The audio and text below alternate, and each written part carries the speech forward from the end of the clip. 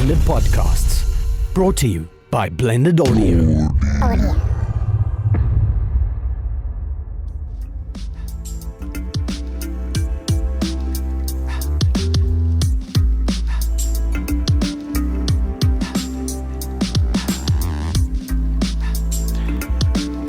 Hello and welcome to Center Stage. I'm your host, Alistair King-and-Daniels.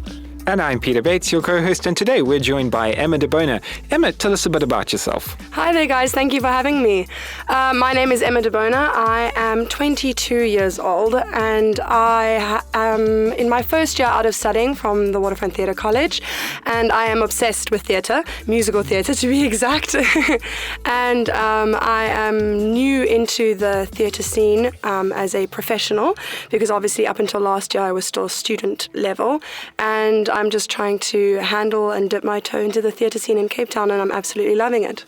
Great. So you say you studied at the Waterfront Theatre School. We haven't had anyone on the show, even this new show and the old show, that was from the Waterfront Theatre School. So take us through, what do you do there? So basically there are two streams that you can enter into. There's the dance stream, and then there's the musical theatre / acting stream. I was not a dancer. I was in the musical theatre acting stream, and it's a 4-year course, which I actually think is a little bit long, to be honest. I think it could be finished in 3 years, but some people are a bit lazy. And so you do a combination of theatre, acting and dancing, because in musical theatre you need to be able to do all three. So you do general acting classes like improvisation, stage work, acting techniques, stuff like that. Then you do dance styles such as tap, jazz, ballet, street dance, modern, contemporary, all of them basically, even tap. And then you do vocal lessons, singing lessons. So you have musical theatre classes where you'll sing in chorus work, and you'll do private vocal tutorials and stuff like that. You're there from 9 to 5 every day, including Saturdays.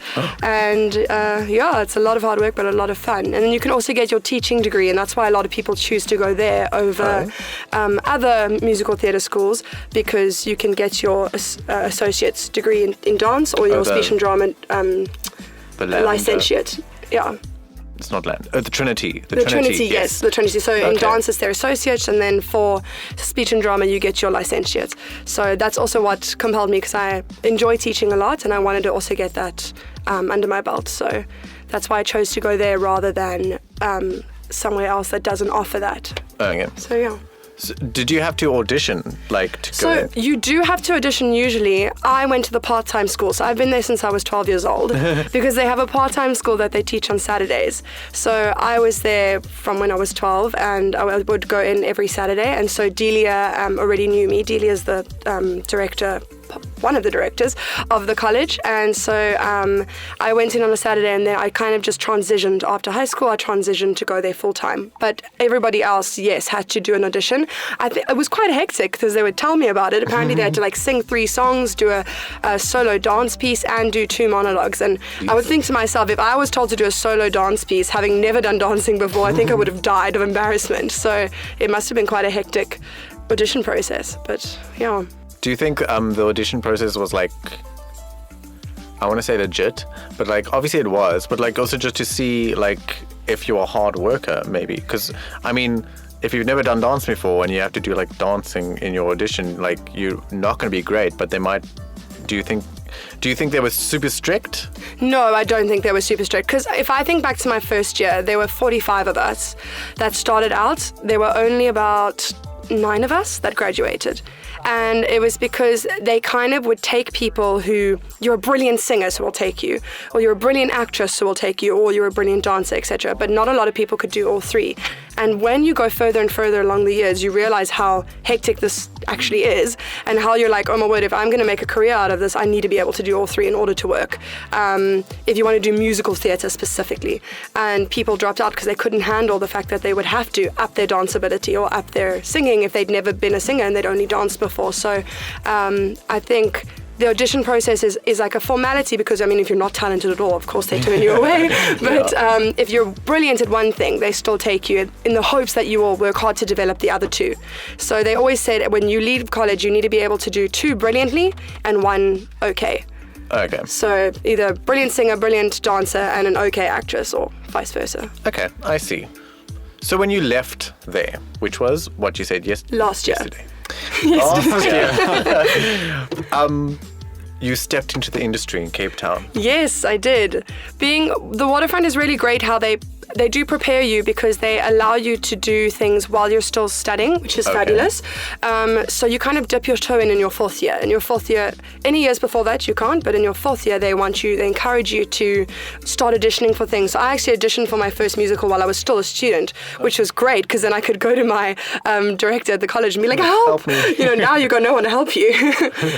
So that was really great. So I didn't enter into the industry completely blind. Also, they do shows all the time. I mean, there's constantly stuff happening. We would do shows at big theatres like the Artscape and at Baxter and all sorts of, so I've performed on nearly every stage already. They would take shows to Grahamstown, so I've been there before. So we would be involved in the industry as students. It wasn't like you weren't allowed to do anything and then you just enter the industry completely blind. That's actually something that I thought about asking. Is there any theory? Do you do any theory classes? We do, and it's always quite funny actually because people who, and this is not a stereotype, it's just what I found, people who choose to go into theatre are not usually intellectuals. Not usually. They're more like, I'm doing theatre because I wasn't good at math or I wasn't good at, which 100% I wasn't good at math either, but you know what I mean. So that's why a lot of people choose theatre because they think it's the easier option, and that's why a lot of people drop out because they go, oh, it's not that easy. Yeah. And so when we did have to do theory classes, I remember in our first year we did about 3 theory classes. People moaned and moaned because they were like, I don't want to study. And I loved it because I always was an intellectual, and I was like, yes. So we learned music theory. So I now know how to read music, which I didn't know how to do before. So it was fantastic because that helps you. We did context and rep where we learned about the history of theatre. It was basically grade 12 drama again, but it was fun. And so we do some theory classes, and obviously to get our licentiates at the end of the year, you have to write papers. You have to write a thesis and do written papers. So you had to have essay writing abilities and thesis and all that kind of stuff. So, but people hated it. Yeah, so what are you involved in now? What is your most recent project, your big project? So the last thing I did was I directed, produced and starred in 5 Women Wearing the Same Dress at Alexander Bar. Before that we did a sold-out run at the Galloway Theatre, and then I decided, because I had never actually performed at the Alexander Bar yet, I wanted to, because I heard it's a really phenomenal space and I've seen lots of shows there and I love the venue, and I thought, let's see if we can go there. I love the venue. It is a lovely venue. So I contacted them and I told them about the show, and they were very keen, and they gave us 2 weeks, which is actually quite a long time for a first time. They'd never worked with me before. As a first time producer, director, it was really amazing to get 2 weeks. We got 2 weeks, and it was we didn't have to cancel a single show, so the support was great. So that's nice to hear. because I know so many people say, people won't come and you'll have to cancel because you'll have 2 people in the audience.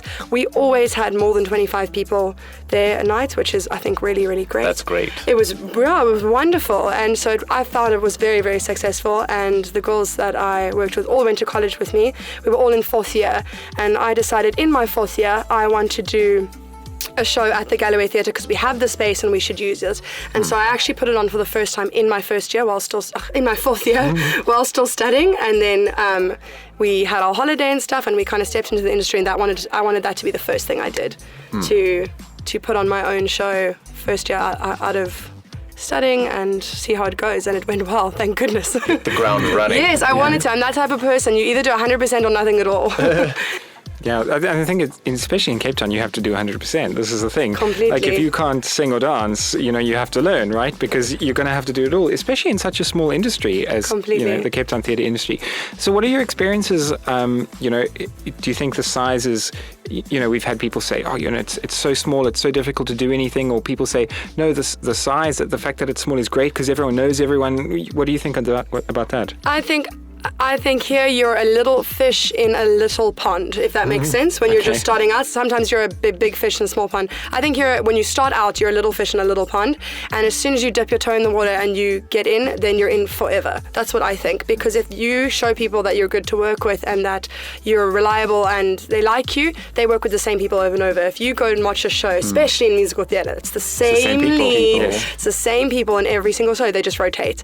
They don't like letting new people in because they're like, no, we know what we have is good. And then now and then they kind of see someone new and they go, oh, perhaps we should take a chance. And so if you get to be that person people take a chance on, you need to just really impress them because you don't want to blow that shot because they'll never use you again.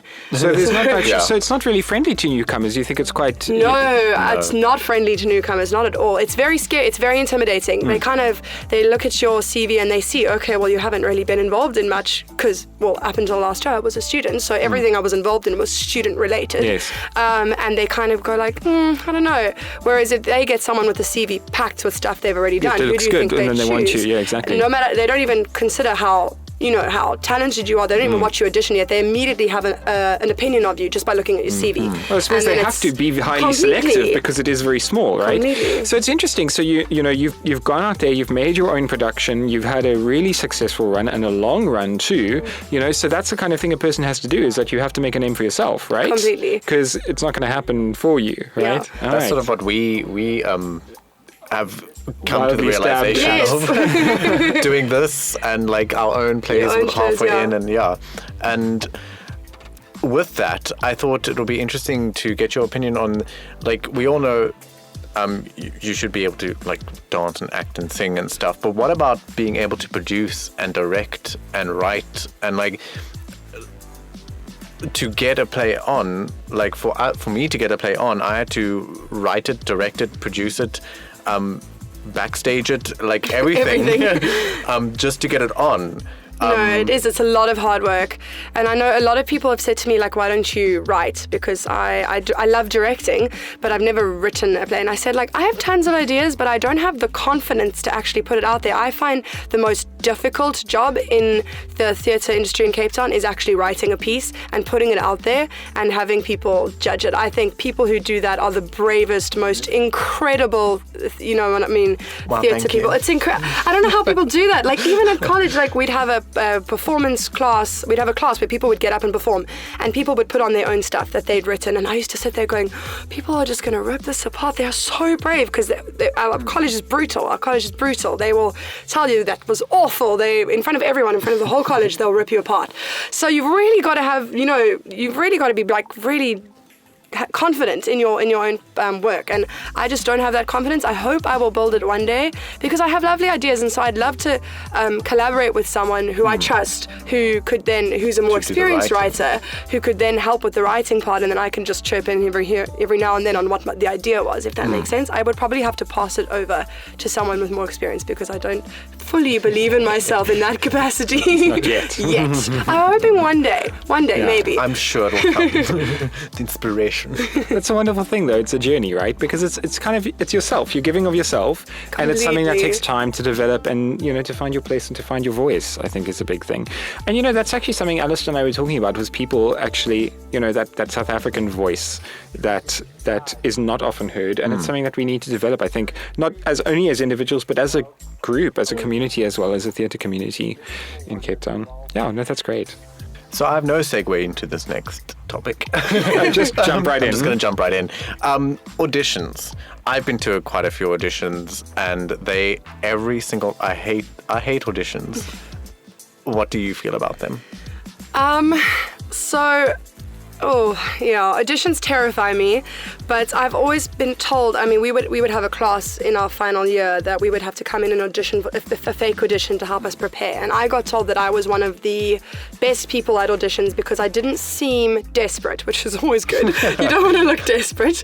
And I think it's because of working at Stardust. I work at Stardust Theatrical Dining, and I deal with people every night. I have to serve them and perform for them, and I'm so used to talking to people and and dealing with people's critique and that kind of stuff. And I think that just gave me a mindset of, you know what, you walk into an audition, they're human beings, you know what I mean? They are just like you, they breathe the same air, and they either like you or they don't like you, and you need to just not let it get to you. That's what I tell myself. And once that click goes off in your head, auditions aren't that scary. I just think you've got to go in there being fully prepared, and then it'll be a good audition. Because if you go in there knowing that you didn't put enough effort in, that's only when you're going to be nervous. You're not going to be nervous if you know you've done absolutely everything to prepare. And so, because I've experienced both. I've had an audition where I could have prepared a little bit more, and I walked out feeling awful. Not that they had a bad response to me, I knew that I could have done better, you know? And then I've walked into other auditions that went really well because I knew I just did everything to help prepare. But in musical theatre especially, auditions are terrifying because there's always something you're better at. You're either a better dancer, a better singer, or a better actress. And it's always, are they going to do the dance call first, or are they going to do the singing call first? Because for me, if they do the singing call first, I'm fine, because that's my strongest. So every audition I've done so far, thank goodness, I've gotten through the singing call into the dance call because they've heard me sing and then gone, wow, now let's see how she dances. Whereas dance auditions, because I did dancing at college, but it's not my strong suit, not at all, not by a long shot. There's a dance call first. I stand less of a chance of getting through the dance call. I stand a chance of getting cut before they even hear me sing, which sucks because that's where I'd impress them. So that's interesting. I've never actually thought about the differences between just a normal audition for like TV thing and then a musical theatre audition where you have to be auditioned on 2 criteria instead of just like 1. So how long are those sort of auditions? Oh, so long. Hours. You wait around. Like tomorrow we've got an audition for Young Frankenstein, actually. They're having the auditions at the Fugard tomorrow, and we were told to be there at 2 and you can be there till about 7. They said just keep the whole day available. Yeah, you do. You wait around, and because you wait also to see if they want you to stay to do your acting audition then, because then after that you also have to have a monologue prepared. Yeah. And then if you get through dance, get through singing, then they're like, okay, now we'll have you act, and then you still wait around. And so, but it's a lot of fun because you're there with everybody, you know, in the industry, and you get to make friends and everything, and so it's lovely, but it's terrifying, all that waiting around. So no, you know to put the whole day aside when it comes to those auditions. It's not like a casting for a TV show or something where you walk in, you do it, and you walk out. It's so much longer. Okay, so when you think about auditions in the musical theatre sense, you're doing every little part. So in that way, I see how they are useful. But sometimes I feel auditions for other things are, like, I always tell people that I audition terribly because you can get a part and trying to convey like the emotion of a character in like, and they give you a terrible slide. Yeah. Slide, sorry. And you're trying to convey, like, you know you can do it, but you can't just do it now, like split second. I find it's such a weird thing to. It's a weird thing to do. Like, to be expected someone in this, okay, perform, go. Now be perfect, and we're gonna completely improvisation. Judge whether you can be in our part. When it comes to I've often found when it comes to film-related castings or just straight play-related castings, they don't really want to see the character yet. They want to see what you personally, as yourself, can bring to that character. They want to see. Do you know what I mean? Yeah. Whereas if you could take it home and you could prepare it and you could be ready, then you come back as that character. They want to see you as that character, if that makes sense. And so I often find a lot of the time it's improvisation that they want. And if you don't like improvisation, that's then terrifying. I know so many people hate improvisation because you're screwed, because they want to see. They want to like you as a person, and then they want to like what you have to offer for the particular character. And if you're like me and would rather have time to really develop a character, then those type of auditions are terrifying. I love auditions where they give you the brief way beforehand and say, prepare this monologue, in 2 weeks' time, come in and do it. Those are my favorite auditions, because you're like, yes, I know, and I have everything, I'm going to be fine. But as soon as you get up there and they say, this is the character, go right ahead, those scare me. So you work at Stardust? I do. And you teach? I do. And you do voiceover dubbing recordings here? Do you sleep? Audio? Not much. Maybe about 4 hours a night. How is it juggling all of that? Sure. So I worked at Stardust while I was studying, and like I said, the studying is long hours. It's 9 to 5, and then if you want to get a teaching degree, also you are there all day on a Saturday, and so my only day off was a Sunday, and so I was used to having a difficult schedule. So much so that when I have a night off, it gets to like 2 in the morning, and I'm still awake because my body's like, you should be working, you know, just because it's like, what are you doing relaxing at 9 at night? What are you doing? So I decided, oh no, as soon as I graduate, I'm going to actually just take the year to focus on me. I'm going to not worry about working so much because that's all I did during college, and I'm going to relax. That didn't happen because I was kind of like, no, because you don't want the first year you enter into the industry to be a year you kind of take a step back, because then nobody's going to know who you are. So I was kind of like, actually, the first year you enter the industry, you've got to hit the ground running. So people go, oh, we know who this is now, so that in a couple of years' time, I can take a step back, you know? So, and also, you know, paying rent and bills are important. So I paid for my own college and rent and that kind of stuff from when I moved out of the house, like moved out of my home 3 years ago. So I was used to having to pay for myself, but I was kind of like, Emma, you can't take a step back if you still need to keep paying for yourself. And so I loved teaching, and I did get a degree in it, thankfully. So I got a teaching job that teaches during the day, every day, Monday through to Friday. I did dubbing in my final year of college, so I just continued with it. And I started at Stardust in my second year, so I'm going into my 4th year of working at Stardust now. So I don't sleep much, but I can pay my rent, and I feel like I'm very involved, and I love it. You don't need sleep. Sleep when you're dead. That's what I say. So you love working at Stardust. What's it like? So Stardust it's a theatrical dining restaurant, so it takes the two cliches, that the fact that performers are waiters, they take the two cliches and put them together very proudly. So you're a performing waiter, it's not only singing, although it's mainly singing. We do have, we had a comedian for a long time, magician, belly dancers, a rapper. So it's, we try to get as much variety as possible, and then basically the show starts at 8 and you kind of do 20-minute show, 20-minute serve. So you serve food to your table, you know, take their orders like a normal waiter, but then they look at the stage and you're on there performing and performing your heart out for them all night long. So you're there from 5 o'clock until about 2 in the morning, generally. And that always shocks the customers. They're always like, I don't know how you do both. And it is very, very difficult to have two mindsets, because your brain has to be going, okay, the steak I ordered is coming out now, I've got to go and fetch it. But then your brain's also going, what song am I singing and what are the words? You know? So you've really got to be able to juggle both things. And that's why a lot of phenomenal performers come and audition, and then after one training shift, they're like, nope, this is not for me, I'm out of here, because the waitering part is hard. Just being a normal waiter is hard. Yeah. So, and it's a fine dining restaurant, or semi-fine dining, so it's not like, you know, Spur, where you can kind of get the order wrong and be like, oh well. There it's just really important. Yeah. The food too. The food is incredible, so you've got to really do everything perfectly. So because I was gonna say, like, being just a waiter for me was like terrifying, and now you got to be a waiter and a performer, and like every night, like completely. My nerves would be destroyed. I don't know about you, Peter. Yeah, no. How's that? I'll just say that. Yeah, no. Look, you got to do what you got to do, right? Okay. So that's one of these things. So this is now enabling you. So now, what is it? You know, what's your next project? What are you working on now? You know, you're talking about writing and acting and performing. What are you writing on? What's that passion project?